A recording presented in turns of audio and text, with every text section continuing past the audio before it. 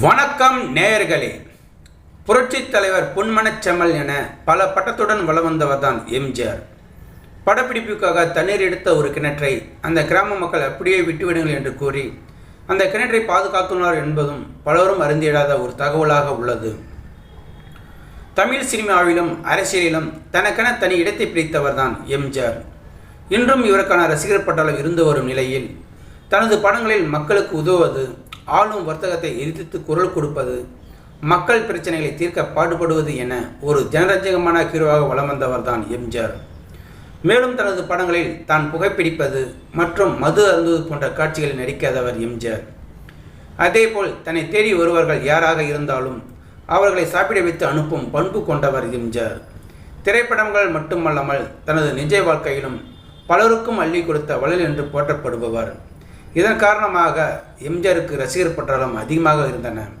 அதேபோல் திரைப்படங்களில் அவர் இறப்பது போன்ற காட்சிகள் வந்தால் மக்கள் அதனை ஏற்றுக்கொள்ளாமல் தியேட்டரை அடித்து நொறுக்கிய சம்பவம் கூட தமிழ் சினிமாவில் நிகழ்ந்துள்ளது.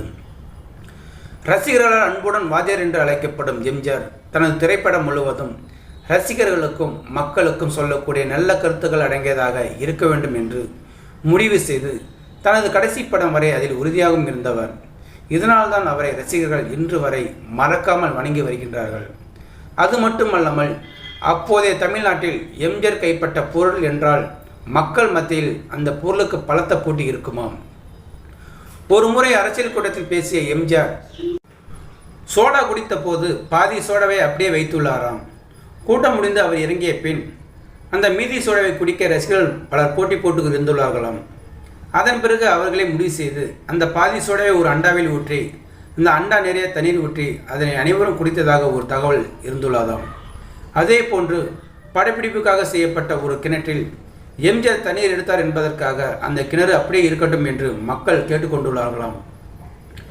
1976ஆம் ஆண்டு எம் கிருஷ்ணன் இயக்கத்தில் வெளியான படம் ஊருக்கு உழைப்பவன். எம்ஜிஆர் நாயகனாக நடித்த இந்த படத்தில் ஒரு காட்சியில் கிணற்றிலிருந்து எம்ஜிஆர் தண்ணீர் எடுத்து குடத்தில் ஊற்றுவது போன்ற ஒரு காட்சி இடம்பெற்று இருக்குமாம். இந்த காட்சியை படமாக்கும் போது மக்கள் எம்ஜிஆர் தண்ணீர் எடுப்பதை ரசித்து பார்த்து கொண்டு இருந்துள்ளார்களாம்.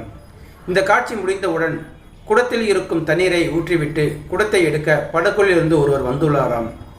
இதை பார்த்த மக்கள், வேண்டாம், அந்த தண்ணீர் எம்ஜிஆர் கைப்பட்ட தண்ணீர், அதை கீழே கொட்டிவிடாதீர்கள், அந்த தண்ணீர் எங்களுக்கு அமிர்தம் மாதிரி என்று சொல்லிவிட்டு ஊரில் இருந்த மக்கள் அனைவரும் அந்த தண்ணீரை குடித்துள்ளார்களாம்.